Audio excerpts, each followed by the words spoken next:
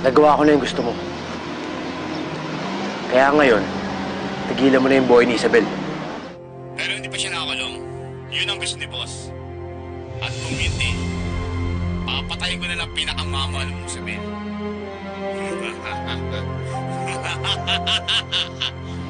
Hayop ka. Sabihin mo sa akin kung sino ka. Tayo magharap. Ipapakain ko sa lahat ng mga sinasabi mong kagaguhan. Asan ka?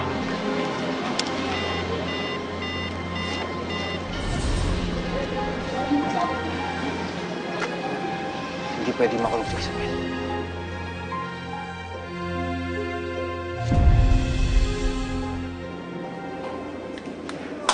Onay, gusto ko sana mag-sorry sa'yo.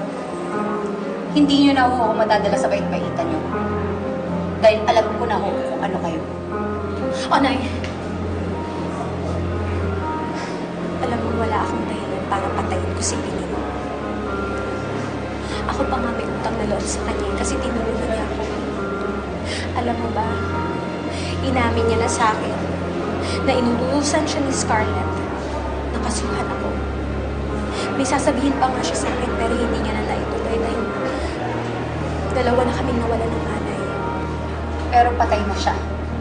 At ikaw ang dahilan nun. Onay. Onay, kung buhay lang si Piling,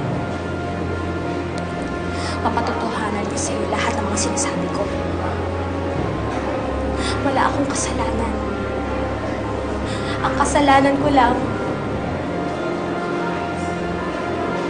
hindi ko siya naisalba. Saka sana kung alam ko lang na ganito yung mangyayari, dapat hindi na ako nakipagkita sa inyo. Alam mo ba, nung namatay yung anak ko, si Maymay, alam mo ba, sakit-sakit ang pakiramdam. Kaya ayoko yun.